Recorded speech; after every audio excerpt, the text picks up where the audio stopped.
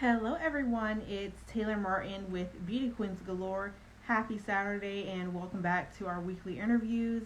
Today, we are going to be interviewing Angel Strong, who is the current title holder for Miss Earth USA Fire. So, we're super excited to chat with her, learn what that experience was like for her back in January when she won, and also just hear about what it's been like for her, her journey, and all of the things that she's done. She's a former Miss Teen USA Illinois title holder. Iowa, excuse me, Miss Iowa Teen USA, and we're super duper excited just to hear about her and all that she's adventured on through her pageant journey. So we're gonna wait for her to join, and then we'll get started talking to her. But thank you everybody for joining. Hope everybody's having a good Saturday. Hope the weather's nice where you are. And yes. And be sure if you have any questions for Angel to add them in the comment box or in the questions box, and I'll be sure to get to them throughout the interview. And I think she's joining us now, so let's go ahead and get started.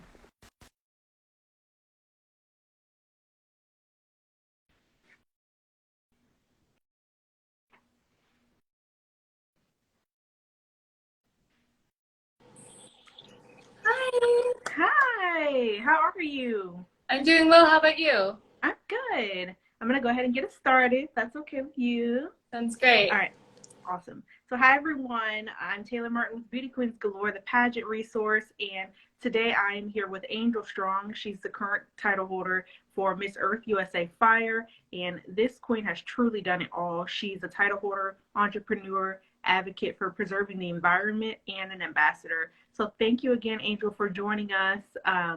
And let's just jump right off. Starting this past January, you started the year off winning the title of Miss Earth USA Fire. So, what was that experience like for you? I've been doing Miss Earth USA for a really long time. I was their junior title holder back in 2017. I competed twice as a Miss in 2020 and 2021. So it was just really great to be back in a almost fully in-person pageant again, especially, and then ending that with a win. It was absolutely phenomenal. Got to see one of my great friends, Emma Loney, and meet a lot of amazing young women. So it's just been exciting and everything I could have asked for. Yeah, and give us a tea on what the week was like. What was it like when you got there, and then all the way to you winning the crown? So I have celiac disease, so it was a little bit of a more stressful week than I think I was remembering from previous years. Just because, like, when you are doing this sort of partial virtual pageant, you don't have to worry about as many things going on. So it was a lot harder in that sense. But I was also just felt a lot more support around me. I had a lot more friends going into this week. Gianna Caloris was a good friend of mine at Team USA when we competed in 2021.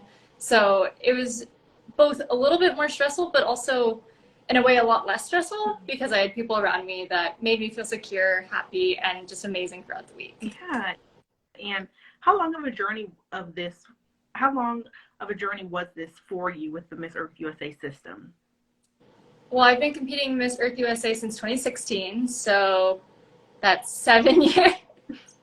Oh my gosh, that's almost embarrassingly long. No. Okay. I competed in 2016, 2017, I won the junior title. In 2018, I gave up my title. 2019, I competed for the teen title. I started out 2020 as a teen and moved into the Miss division at 17. Was 18 when I competed for that. And 2021, I competed in January, but then I competed for Iowa Teen USA later that year. Took 2022 off to complete my reign for Iowa, but then jumped back in 2023, and here we are. And it sounds like Miss Earth USA is a system that you've kind of grown with. You know, you started out competing in the teen division, and now you're in the Miss division, and you are a national title holder. So why Miss Earth USA? Why stay with it for so long? I was actually going to quit pageantry in 2016, and I met someone who was the Nebraska title holder for the Miss division that year, and she was like, well, I really want to have like the full set of Nebraska queens, so a junior, a teen, and a Miss. So she kind of pulled me in. She knew my coach, which is my aunt. So I ended up being like, okay, yeah. She told me it was a more science-based system. She showed me the international pageant, told me about their intelligence round and everything. And as a young STEM kid, I was super excited about that. Decided, okay, this is going to be my last foray into pageantry. This is the one last chance I'm giving pageantry. And then after that, it was just, I was scared to venture out too much after that, just because I'd already decided the large portion, like vast majority of pageants were just not for me. I wasn't connecting with people well there, but every time I was at Earth USA, I was connecting with people. I was building connections. People appreciated having this random little nerd kid instead of being like, oh my God, just shut up. So it was just a whole new experience. And it's, especially after 2017 Karen Nabosco's win, I don't know, it just like really made me feel secure in my knowledge and that I was somewhere that was acceptable for that. Yeah. And I think that's really important, and something that a lot of pageant title holders go through is feeling like you are kind of not burnt out of pageants, but you can't find that one system that's working for you. You know, you tried this system, you tried that system, and it doesn't feel like it's the right fit. So how important do you think it is to have that tenacity to find the right pageant for you? Because you were about to give up, but right before you did, you found Miss Earth USA. Well, Beauty Queens Galore had an anonymous post, I think yesterday or maybe the day before, and I just commented on it yesterday about a girl talking about like, oh, I've done the same pageant 5 times. And it just really made me think like, well, if you like it so much, there's a reason why you're there.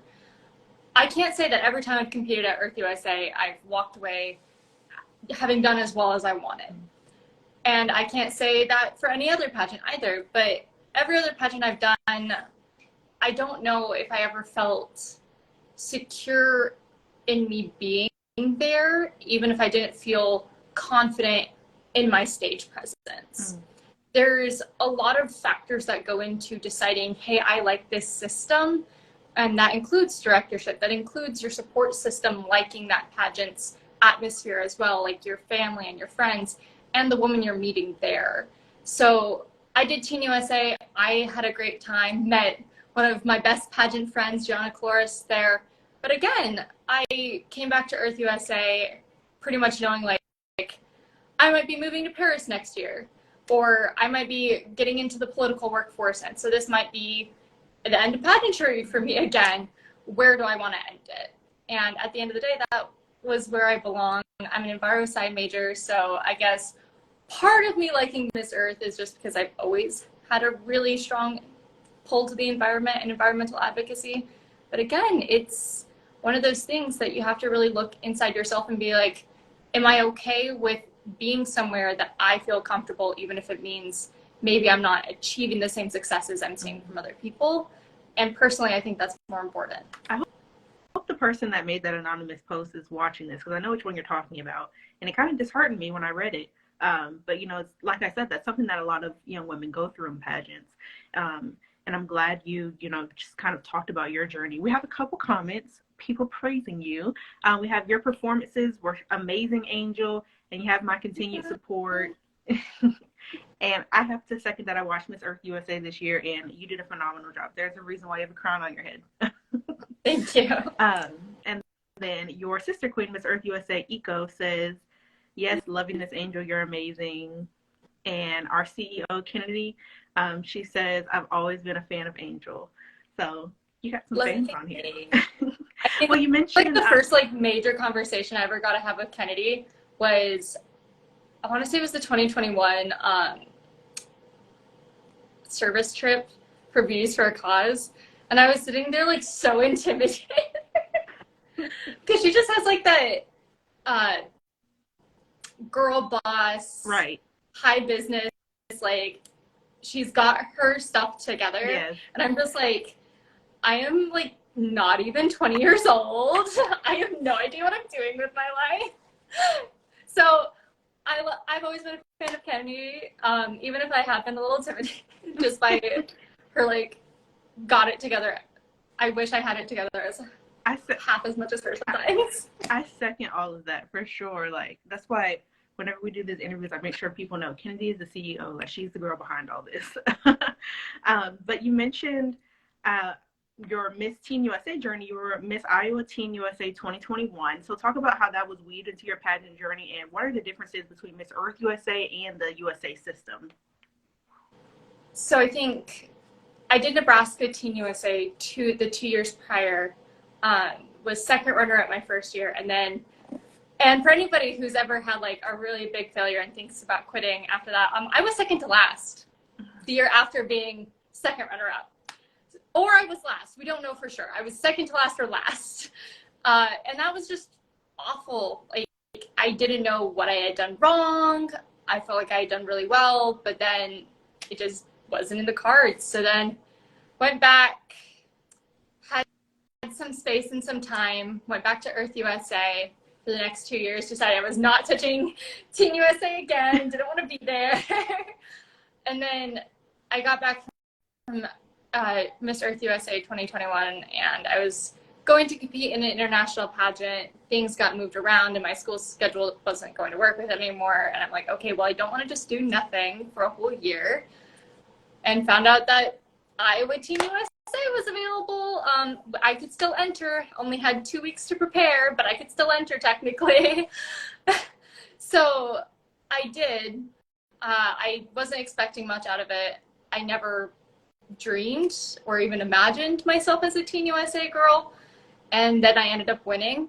And it's funny because I was in Future Productions, and one of their coaches / sponsors that they bring in for our pageant Power Week, she was on my judging panel.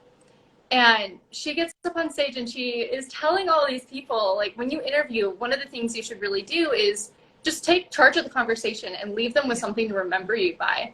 And she's like, for me, of all the states I've judged this year, I remember one girl's name, and that's Angel Strong.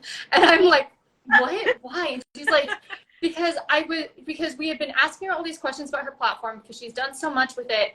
And then she just seemed to be like, okay, I have said nothing else except things about my platform, and I need something more concrete for them to remember me by, which that was the exact thought process in my head. It was 3 minutes of Josh the Otter, Earth Angels, like all of it. And I'm like, okay, you guys know everything by now.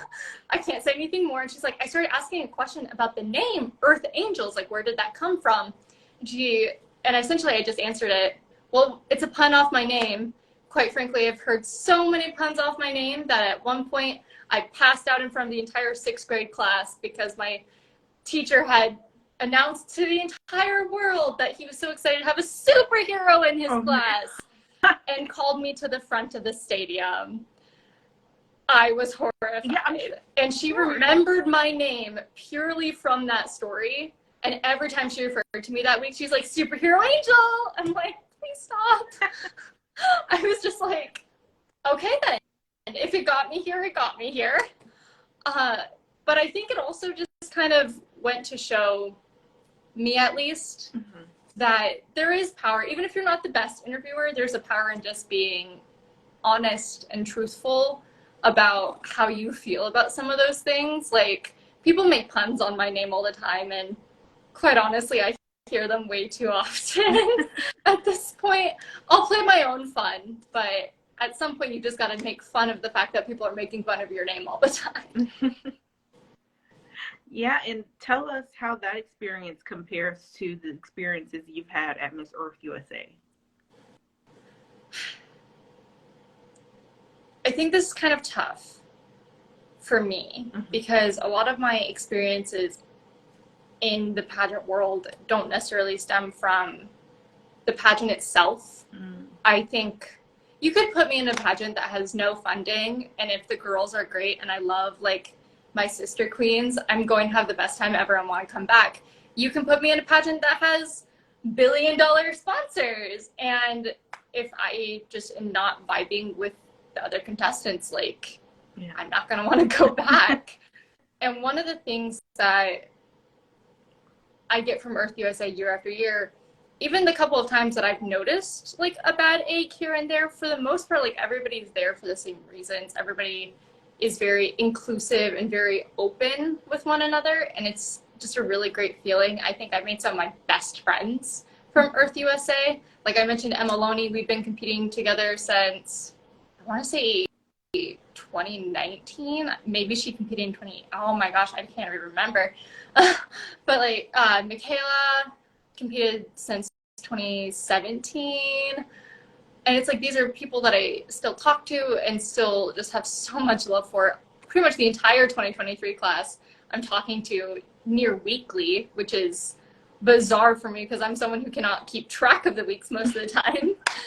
But I think my Team USA experience was kind of odd because I had some girls that I really loved, like Gianna and Annie, and then there were other girls that weren't what I needed as a woman to empower and support me. And that was really hard because it wasn't something I'd been used to anymore. I think like if I had gone in 2016 or something, or like right after just everything else had happened in my pageant journey, like before Earth USA, I think it would have been the best pageant experience ever because I wouldn't have that. It was better in comparison to some of the experiences I was having prior to 2016, but compared to like 2016, 2017, 2018 in my Miss Earth USA journey, it just didn't hold up a lot of the time. One of the things that I kind of bring up about why I'm always so torn about it is because on one hand, there were quite a few girls talking behind my back and bullying me. But then on the other hand, there were girls that not only stood up for me and told them, hey, shut your mouth, without ever like bringing me into it, but told me about it afterwards, specifically because they didn't want whatever these girls were saying to affect my performance on stage. And they were really looking out for me. Annie was one of the girls that, oh my God, I didn't even know who she was. Like we weren't talking throughout the week. I had no connection to her, but she was one of the girls that I was just like, I want to let you know that these girls probably aren't your friends. She explained the situation to me. She explained why she withheld the information for a while to me. And it was something that really impacted me as a competitor where I'm like, she had my best interest at heart, first and foremost. And that's something that I hope more girls start to learn to do. But also, again, like, it's like hard because it's like, I already knew those girls didn't like me and I already knew those girls were being mean to me. So I just kind of have mixed feelings about it, which is not something that I have about Miss Earth USA. There's always examples of bad behavior in every class at every pageant, but I think the vast majority of girls at Miss Earth USA are there because they have something they want to say and because they accept all people, like regardless of marginalized identities, race, disability, sexuality, gender, etc., and so forth. And it's been really hard for me as both like a disabled woman and a queer woman to find that sense of community. And you touched a little bit about touched on your platform just a little bit. What is your platform? And for girls who are looking to make a big impact but they don't know where to start, what's your advice to them? So I started Earth Angels back in 2017, maybe early 2018 now. They blend together so quickly. And the focus was on environmental education and specifically in the STEM sense rather than the policy sense. Mostly because as an IB bio student, I began to realize like, hey, a lot of people don't realize what climate change actually means and like why we use this terminology versus this terminology. And as I went through my high school career and began my college career, I began to realize more and more that people don't speak science. They speak English with science words like thrown in. And that's not an effective way to understand science. So if you want people to be involved in environmental movements and you want people to understand the world around them, you really have to teach them how to speak the language of science and get them involved in STEM. Growing up as an impoverished kid, it was really important to me to focus my attention and my energy in low-income communities that are most highly affected by environmental issues like pollution. And here in Nebraska, a lot of our lower income areas, as well as some of our tribal reservation areas, are impacted by nuclear waste. And that personally just really hurts me. So I started that, and it just slowly began to get more and more involved in like, okay, I have these mentees that are now 17 and 18, and they want to know about college applications and scholarship applications. So it sort of snowballed into just general STEM education. So kids are learning how to speak science, how to recognize when people are being dishonest, and how they are using scientific findings, and just generally having a better sense of the world around them for the purpose of environmental advocacy. I've actually been talking to my amazing sister Queen Gracie, and I want to get Earth Angels registered, well, incorporated first. I've already submitted the paperwork for that, and hoping to get 501c3 status with the IRS, so we will be an official nonprofit soon. Fingers crossed. Yes. But that's all thanks to Gracie. And if you haven't watched her interview with the Pageant Project on how to start a 501c3 organization, highly recommend. She's amazing. I can't speak highly of Gracie's help and the effort to get to 501c3 status enough. Like, quite honestly, I've been trying for years to figure it out, and none of the information online is helpful, and there's too much of it. And Gracie just like streamlined it so easily, and I'm like, I could have had this done like 4 months ago. Well, for queens who really want to make an impact like you are and they don't know where to start, what's your advice for them?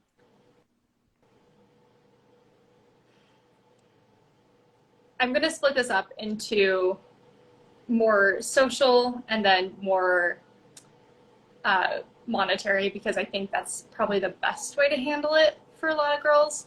I think the first question you have to ask yourself is, what's your time frame looking like, and is it going to be more useful to spend time fundraising or spend time like getting out in your community? Mm-hmm. If you're someone who has like a 9-to-5 job and is not going to be able to go visit schools or go to an after-school club to speak to students, or just like be out in the community, if that's not something that's feasible, then maybe helping with phone banking or starting a fundraising organization is going to be more time effective, and it's going to do just as much good in the long run, if not more. So I think that's the first question you have to ask yourself is, where is my time going to be best spent? Once you figure that out, I think if it is in that sense where you have the time to dedicate to your community, look at what was important to you growing up and why. One of the big things for me growing up is I never felt like my school, especially since I went to a lower income school, was investing in science education for myself and my peers. My first science fair, I tell this story all the time. I had to raise $25 because the school didn't pay for waive our fee. However, when I ended up moving to a higher income school, when I was in some housing voucher type apartment, I don't really know the complexities of that. I was in 5th grade. I went to a higher income school and I didn't have to pay the fee. They had sponsors for it. So all of these very wealthy kids were not paying the same fees that I, as a student in a school that was 75% free or reduced lunch, all of us had to pay this fee. We had to pay a $25 fee. And then if we actually wanted to be able to get a ribbon, we also had to pay $25 in order to buy a shirt, which I thought was really dumb. So early on, my junior Earth USA career, I was starting to do some mentoring for high school graduation credit, volunteer credit. And I met this girl and she just wasn't into her education at all. She was like, it doesn't matter. It's not going to change anything.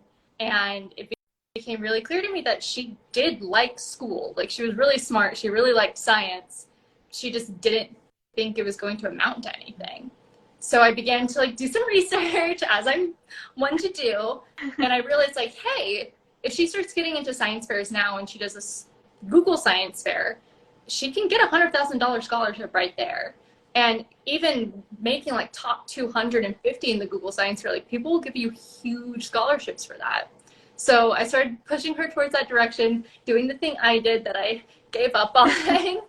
And I ended up sponsoring her first science fair entry and her second and her third. And she ended up with a purple ribbon, which is the best you can do here in Nebraska. Ended up going to the National Science Fair, and then she was disappointed because she didn't get a ribbon. So we just kept working on it. And then she competed in the Google Science Fair her junior year and her senior year. She didn't make top 250 that first time, but she did qualify, which is a huge deal. And then she made top 100 her second time, which is also a huge deal. Yeah. And she's going to UNL now. Well, she starts next semester.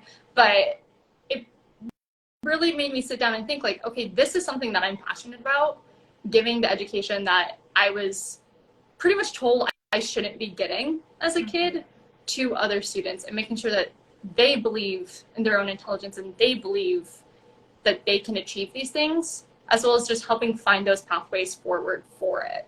So if I had any advice on how to start making that difference, it's start small, because even if you're helping one person, I can tell you the work I've done with Jordan, I know it's changed her life, and I know it's changed my life for the better. So that's going to make so much bigger of an impact on you than if you just didn't do anything for the thing that you want to be doing and just did something that was easier, simpler, that you think is going to have a more widespread impact. Because it's who's going to be in your corner for the rest of your life. And it's who you're going to think about on your bad days for the rest of your life. And it's going to expand and it's going to grow. Like, all of Jordan's friends started doing the science fair, and I would help them with their projects every year. So Earth Angels kind of grew on its own. And it can seem small at first, and that's okay. That doesn't make what you're doing any less impactful. Yeah, for sure. And I do agree that I think it's important to have that personal tie to your platform, or else it's just going to feel like work to you, like something that you're just doing because you're competing for a pageant. And I think Which that's was probably the something the worst judges feeling. yeah, and it's probably something the judges can see when you're not passionate about what it is you're telling them about, when it's kind of just a thing you do rather than, a passion of yours. I think especially growing up I've been doing pageantry since I was like 6 or 7. And for a vast majority of it, until I started working with Josh the Otter, I didn't understand any of what I was doing. I didn't really care. It felt good to do good things because people told me I was doing good things, but it's I didn't understand, and I didn't have the personal investment in it to really take it to a higher level than that. And I think that's something that's really important. So learning a little bit more about you, how would you say your closest friends would describe you? Crazy. Random. I mean, my closest friends have seen me make pyramids out of taxidermy owls.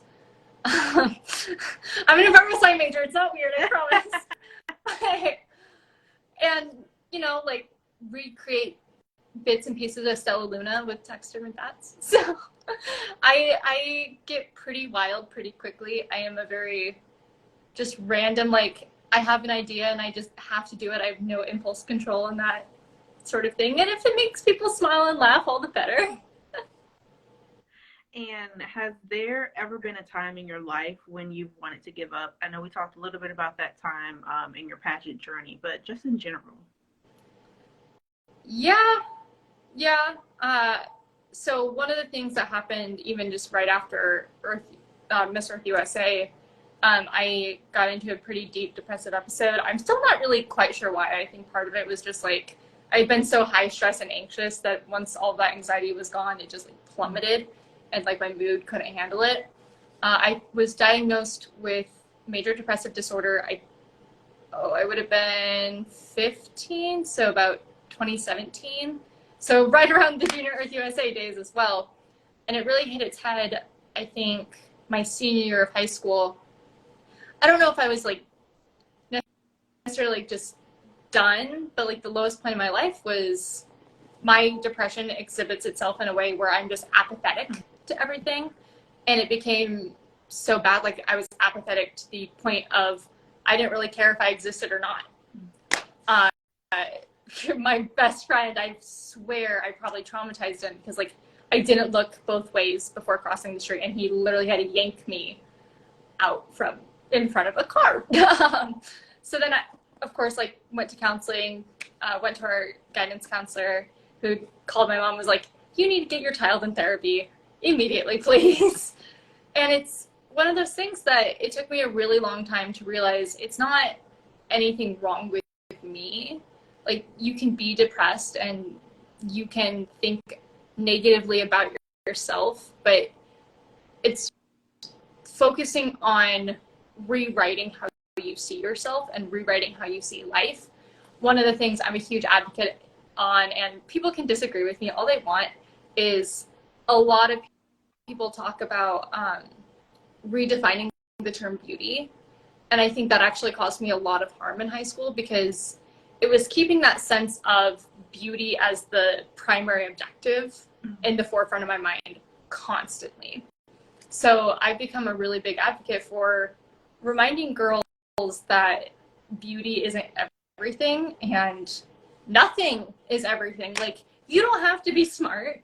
You don't have to be beautiful. You don't have to be super kind and just super altruistic. You existing's enough. And that was something that one of my friends, I want to say it was my freshman year of college, like, I was in a really low place and I'm like, I just don't think I'm all that pretty. I don't know if I'm all that smart. I don't know if I should be here. And she's like, why does it matter? And I'm like, huh? She's like, why does it matter if you're pretty? I'm like, I don't know, because people say I should be. She's like, who cares? Why does it matter? Like, why do their opinions matter? I'm like, okay. She's like, why does it matter if you're smart? You're here, so clearly you are, but like, why would it matter? Even if you were like the dumbest person alive, why would it matter? And I'm like, okay, you've got a point. And she's like, you're here. You're alive. Like, think about like how incredible that is. A star had to suddenly explode to create a supernova, to create the galaxy you are currently in. And so many things had happened to create the Earth that you were on, so you could evolve, so humans could evolve so that you could be here. And then out of that, you had to beat the odds 4 million to 1 to become a human being and to be born. How incredible is that? And why isn't that enough? Why isn't the fact that we exist and are here and just innately are human and therefore are worthy of the life and breath we take up, why isn't that enough? And I think reframing my mind into the sense that it is enough. I am here, existence is here. I can't change that I exist. People are always going to remember me, so I might as well just make the most of the existence I have. And I think that's helped me in so many ways that I don't even think she realizes, in just redefining like how I see myself and how I see the people around me, just with pure compassion and looking at people as human beings first, not by a series of traits. And it's eye-opening when you start realigning your mind like that. And it sounds like you were going through some of these emotions while you were still competing. And I know there are a lot of queens that experience that as well. Do you have any advice for queens or young women who are dealing with those emotions? You know, just, you know, what would you say to them? Stop thinking of pageantry as an end-all be-all. It's a hobby. Let's make that our first like redefining moment. But also realize like you choosing to do this is because there is something in you that finds this exciting. Focus on that feeling. Focus on the feeling that you are alive and it's getting your heart rate up and it's making you feel good. And if that feeling is ever being overshadowed by the bad, it's okay not to do this. You don't have to be in a space that is going to make you feel too much pressure, that's going to make you feel overly stressed or make you feel less deserving. And you shouldn't be in a space that makes you feel like that. So if there are people that are making you feel like that, maybe move systems and try other systems and try to find spaces that are making you feel positive. But also just remember, you are here for a reason. I can't even go into all of the numbers about the likelihood of each and every single girl in pageantry being where she is without having to invent new numbers. We physically cannot do the math of just how incredibly impossible it is for humans to exist, let alone to be a pageant girl. So just remember, like, your odds are way bigger than 1,000,000 to 1 here, and you're still here and you're doing amazing things and you are incredible. And focus on that. Focus just on living life in a way that makes you feel positively, and focus on living life with the idea that life itself is exciting, because it is. And it's incredible that you're here. And that's great advice. I wish there was a way we could like clip that and make it a TikTok or something, because somebody needs to hear that. It's, really important that we have these kind of conversations. So going back and talking about what preparation looks like for you for pageants, what's been the biggest obstacle you face when it comes to your pageant prep? I am not a stage person. No, I shouldn't say I'm not a stage person. I love talking on stages. I did competitive speech and debate all 4 years of high school. I am a climate reality leader for a reason. I love to talk, and I love to talk in front of an audience. However, make me walk or just be visible in front of an audience without being able to actually speak. That's the most nerve-wracking thing in the world to me. And I can't explain how long it took me to realize that my evening gown and my swim performance was not equal to how I was performing an interview and on stage question. And after that, I was just okay, so I need to focus on these things more. I need to actually be making the considerations that you have to be everything. You can't just be one or two things. You have to have the full package for it. So a lot of my pageant prep, at least up to Miss Earth USA 2023, was a lot more focused on getting in with some amazing walking coaches. Diana O'Hare, who was my walking coach for Miss Teen USA as well. I also got in with the sponsor walking coach, Giselle Boone, who was absolutely incredible, helped me work for a much more international presence and a much more international vibe to my modeling. So that was always really appreciated as well. I think the other thing I always have to really focus on when I'm preparing for a pageant, and this is going to sound so awful coming from a Gen Z kid, I am not a social media person. I can do social media. I can be a social media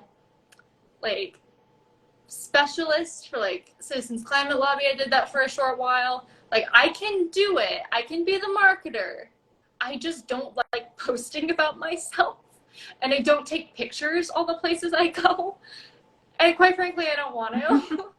So it's this really awkward feeling of oh, people need to see what I'm doing now. I can't just exist how I am. I need to be I need to drag a friend along or my grandmother to be taking photos at events. And it's that's really exhausting. And it's always just a very steep learning curve every time I join a new pageant to start getting in that habit again. Because I don't post when I'm not competing. Yeah. And you saying that you're not a stage person really surprised me, because this says completely otherwise. If y'all go back and watch Miss Earth USA, you'll see what I'm talking about. But yeah, your performance was amazing. I know somebody already said that on here. And then on top of that, it makes me also wonder, I don't know, maybe we need to interview somebody that judges pageants, but I wonder how much judges take into consideration how active girls are on social media. Because before the pageant, were you active on your titleholder Instagram or on your personal Instagram, just kind of, getting posts up about the pageant and building the anticipation? What was that like? So if I have a social media calendar, I will post every single day I'm told to post. That's absolutely not a problem for me, because I have great ideas. I'm really creative. I love my CapCut and my Canva. But when I don't have a title, when I'm not competing for anything, I don't really post. And that's just kind of, I don't know if it's part of me that's I don't want to be famous. Mm-hmm. That's something that always comes up in pageant conversations. I see girls that are oh, I want to be an actress, I want to be a model. And I'm I want people to not know who I am, unless it's because I got a Nobel Prize or something, which probably won't happen because I'm not going into STEM anymore. But it's just one of those things. It's I don't have a drive to be famous, or even internet famous like a lot of my peers do, which I think is great. I think they're doing amazing work and totally deserve anything that comes their way.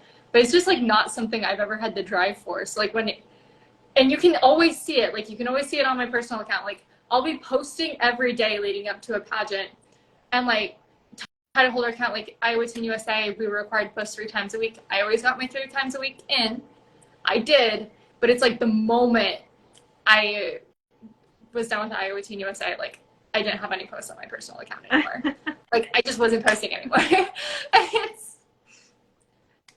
But it's just one of those mindset things. I personally just don't find social media very useful in my day-to-day life. In fact, like I have ADHD, so it's very counterproductive for me to even have social media on my phone because I'll just sit there and scroll, and that's not good. So I don't know. It's just something that I have to have like a calendar planned out ahead of time. And every time I join a new pageant and every time I get a new title, that's the first thing I do. I'm like, okay, here's what I'm posting when. And if anything goes wrong with it, I'm just going to cry. I'm just going to cry for a week. It's fine. I'm okay. I'm just going to have a meltdown. Well, I don't think you're the first queen that I've heard say they're really not too big on social media. Like part of the reason why they're even on it is just because I have a responsibility as a title holder to post. Other than that, I wouldn't be posting anything. And you know, I don't think there's anything wrong with that. You know, like you said, as long as you're getting your posts in and promoting the system and just showing the work you're doing out in the community, you know, do that and then leave. I think it's just a lot of stress on girls because like we're pushed to essentially be another like social media marketer, but we also have to market ourselves. I know I've been in pageants where judges have asked me about posts that I've made, and that's always like, huh? I don't even remember making that post. Right. Like, when were you looking at this? So it's always just really stressful for girls to just be like, okay, so not only do I have to market the pageant, but I have to market myself to my judge, like my judges panel. And that's just a lot to be thinking about. And it's like, why? Yeah, and I can see how that would also kind of take the fun out of social media. But it is something to consider that judges are looking at your social media. I'm glad you said that. I've never had a judge ask me about a post that I made. I could see how that would kind of be throw you for a loop. Granted, it was like the early days of pageantry getting into social media. It was like the first time I did Nebraska Teen USA, and I just like sat there for a good like 15 seconds, like, you did what? Okay. Process that. Like, immediately after the interview, first thing I did was I put my account in private. I'm like, why? I am a teenager. I am 17. Why are you looking at my social media? Yeah. It's definitely, but it's you know, it's something to consider nowadays that social media is such a big thing. I don't think it's ever happened at a national pageant. There's too many of us. Yeah. There's safety in numbers. That's like 50, I don't know how many girls per division for the judges to go through. And they already have to go through all of your bio pages too. So it's just a lot. Well, speaking of Iowa Teen USA, do you have any advice for queens who are closing out their reign, whether it be on the state level or on the national level? You know, what has that experience been like for you? Well, the end of my reign for Iowa Teen USA, I was actually in DC on an internship. So there's like this really weird period where I wasn't doing my usual like Earth Angels thing, except like over Zoom meetings with some of my mentees who were applying to colleges. And I was just like, I'm not going to post like this 18-year-old who wants to talk to me about like getting into UNL. Like, that's weird. So it's a lot of like, there was this big steep learning curve. And one of the things I realized is like, you're marketing the system, yes, but you also have to market sort of the values that you want your next title holder, like your successor, to be.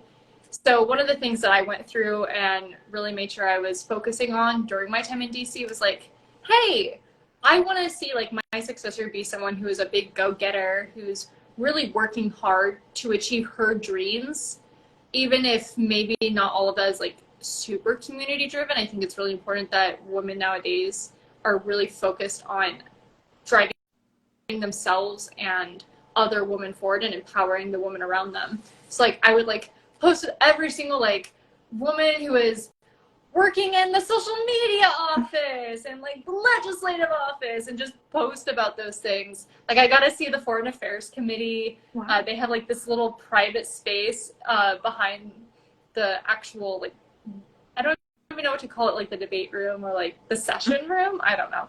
But like it's like a holding office for witnesses and everything. And I got to be in there. So like I posted about that. But then I also posted like I met with like the only girl that is a legislative advisor on the Foreign Affairs Committee and like posted a selfie with her.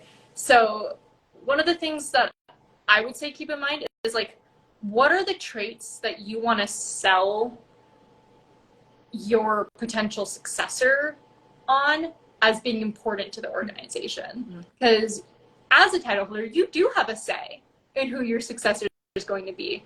And that say is going to be based off of who you bring in and who you manage to convince to give it a shot. Yeah. So that was a really big thing for me. Another really big thing is making sure your successor has a way to like smoothly transition into the page. So like that last week, just making sure you're posting a lot of like photos in the crown, like goodbye, making sure everyone knows like this is about to switch over. Because I've seen some title holders that will suddenly be posting, oh yeah, we're at the pageant.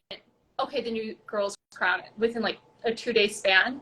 And I know for like myself and like my family, it's always really confusing because it's like, oh, yeah. I didn't know the pageant was happening. Okay. So, and that also means like you're not driving up engagement prior to her crowning. And again, it comes back to that idea of woman empower woman. You really need to be driving up engagement prior to that next girl getting the account and making sure that the engagement is at an all-time high.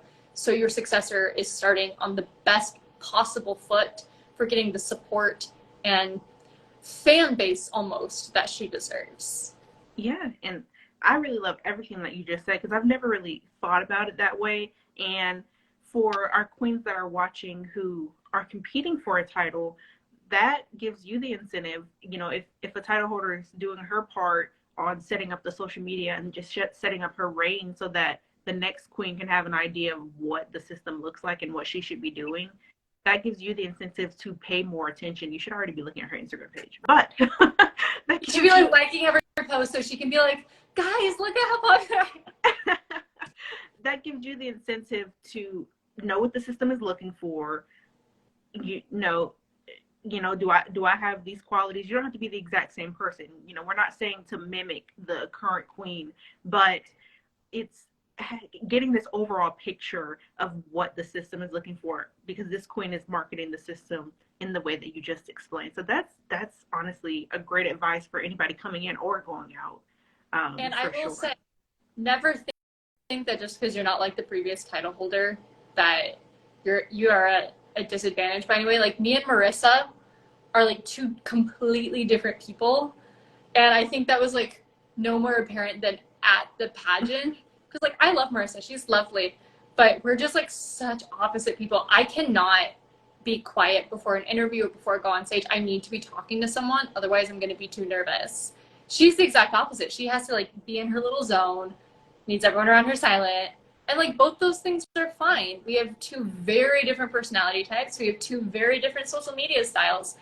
We have two very different platforms. So it's just like never ever assume that they're looking for the same girl year after year, because that is almost never the case. Yeah, I think one time a coach told me the judges don't know what they're looking for. They have no idea.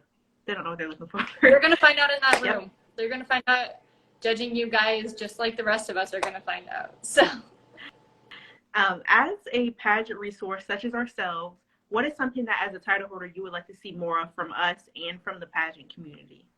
Ooh, as someone who did work for Beauty Queens Galore for a time, or like interned, I guess, I think one of my favorite things was just seeing different like pageant styling and like what's hot in pageantry. So that's something I'm so glad like is being continued, just like posting the new what's glitz, what's glam in pageantry. I've always loved that. I also think this is hard because as someone who has like talked to Kennedy, I see so much value in like what you guys are already doing. I don't know. I just think making sure girls feel positively, like working very well with the mental health, which I think you guys do just with the space to anonymously like post like, hey, this is how I'm feeling. I think that helps a lot just in the catharsis and venting frustrations aspect of it. But I don't know, if I had to say anything like new, it would almost be combining what you guys already do with bringing in more like, okay, sorry, my phone just like gave me, I have no idea what that was actually. I think it's getting too hot. I think my phone's getting too hot. Oh no, okay. I don't know why. But just giving advice for like different ways to mentally prepare oneself, because again, it's not a one size fits all narrative. And I think a lot of girls in the pageant community right now, that's what it comes down to, because so many of us know each other and have competed with each other for so long at this point that it can almost be intimidating. If you don't know how to live in your best moment, it's so much harder on you, because you have already compared yourself to these girls a million times. You already know these girls, and it just becomes harder time after time after time of comparing yourself. So really making sure that girls like have those strategies and have ways to figure out like what's going to work for them, I think. I don't know. Yeah, and those are all things that we try to touch on. I know on our Pinterest, we're really big about the outfits that you mentioned, just seeing what's trendy. And we also do that on our Instagram as well. And just making sure we're continuing to have these conversations with queens like you know, about mental health and about things deeper than what we see on stage and what we see on social media. You know, that's really what we're all about. So thank you for the feedback. Yeah, and like I said, it's hard for me to like come up with anything, because I know Kennedy's vision. I know like everything you guys do is like for a higher purpose than maybe you see initially. Like posting like the winner's dress is like, that's helping girls see like, okay, like this is what that final look should kind of emulate.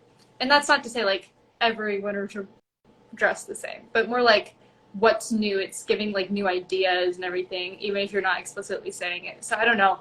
I've realized so much of it. I see the marketing and the branding.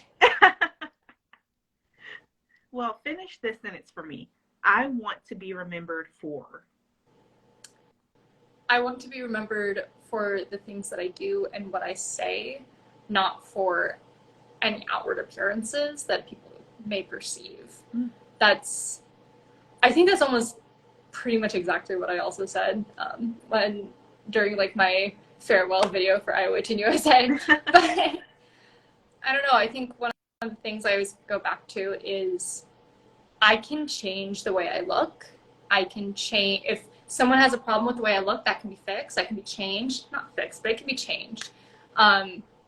Anything about yourself that you don't like outwardly, it doesn't really matter, because those things are superficial. Like 20 years down the line, that's not what you're going to look like anymore. So why would I want to be remembered for that so much as be remembered for the things that I advocate for vocally, so the things that I say, as well as the things that I do to make positive change and impact in my community. That's a great answer, and I think that should be everyone's answer. You would hope. Right. Well, we're going to play a really quick game of this or that. I'm going to give you two things. You tell me which one it is, and we're just going to go quick, okay? Okay. One piece or two-piece swimsuit? Two piece. Sneakers or stilettos? Sneakers. I'm an enviro-size student. On-stage question or interview? Interview. Phone call or text? Text. Dress or jumpsuit? Jumpsuit. Natural glam or full glam? Full glam. I don't know how to do natural glam. It's a problem. Same. Stay up late or wake up early? Stay up late. Underdressed or overdressed? See, I don't know how to do the middle dress, so I'm always underdressed or overdressed, so I don't think I can safely say one. Like, I'll go out to field work and I'll be overdressed, but then, like, the next time I'm going out to field work, I'm somehow underdressed. So I I have to abstain here. Long or short nails? Short. Netflix or Hulu? Hulu has Criminal Minds, but Netflix has Sherlock. Oh my god. It depends on what I'm thinking about watching. But probably YouTube. Secret third option, YouTube. Third option. Curly or straight hair? Probably curly. I don't know. I have no preference there. First pageant with a first pageant with a coach or without a coach? I always say with a coach, though I'm somewhat of a pageant coach myself, so it's like I'm kind of biased. Research other contestants before competing or don't look at all? Don't look at all. Evening gown or activewear? I'm gonna say evening gown just because activewear, I don't know, like activewear I feel like I do better in, but evening gown I just feel like I have more control over what I'm doing and like what I'm wearing. Yeah. I don't know. And last one, East Coast or West Coast? I'm gonna have to go West Coast. I really want to live in San Diego, so. Well, is there anything that we didn't touch on today, Angel, that you specifically, want to talk about or you want the audience to know about you? It's really funny because every time I'm going into an interview, I have like these random like things I want to talk about that I never talk about. But then like I was doing that here, and like literally everything I was talking about, just like preparing, like my prepared conversations, practice conversations, I said pretty much everything here at some point or another. So I think this is the first time that I feel like I have said everything I want to say. So I'm going to sip my tea and be happy about that. Yeah, that never happens in interviews. I feel like you always walk out and you're like, oh, I forgot to talk about this. I'm going to lose. That's it. The judges don't even know you were supposed to talk about that. It's just like, I feel like every time I walk out of an interview, there's something that I wanted them to ask really bad, and then they didn't. And I'm like, well, that's disappointing. But no, I think we covered like literally everything that I was like, please ask about that. Awesome. Well, I'm just happy to have been able to get some insight on who you are today. Thank you for joining us. Is there a lasting impression that you want people to know about you? And also let us know how we can follow you and continue watching your reign. So you can follow them at Miss Earth USA Fire _ page here on Instagram, or you can follow me at Ann_Earth_Angel. Though do note that the Miss Earth USA Fire page, everything gets posted there first. So that's the preferential one. Please follow there. Because I might even forget to post on Ann Earth Angel. It's fine. And I just want to thank you as well for being here. I was really excited when I saw the message like, oh, come do this. I'm like, yes, this is exactly what I need. This semester, it's just been a really long semester. It feels like it should already be May, but it's not. So I needed this kind of break. I needed this a lot. So thank you. And just for everybody watching, or anybody who watches in the next 24 hours while this is up, just know that you're not alone. You're cared for.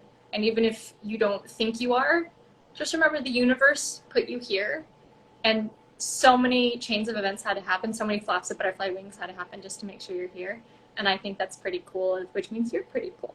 Yes, and that's awesome. Well, thank you, Angel, again for joining us. We wish you the best of luck with the rest of your reign, and with the rest of everything that you're doing. Commend you for everything you're doing. And we hope you have a great rest of your Saturday, or great rest of your weekend. And we'll see you next time. Thank you. Bye. Bye.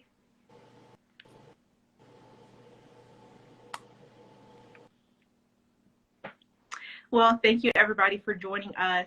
We just had a great conversation with Angel Strong, who is the current title holder for Miss Earth USA Fire. And if you didn't get to watch it, don't worry, we're going to post it on our page right after, and you'll get to watch the full thing. But once again, I'm Taylor Martin with Beauty Queens Galore, the pageant resource. We're here weekly, and we'll see you next time. Bye.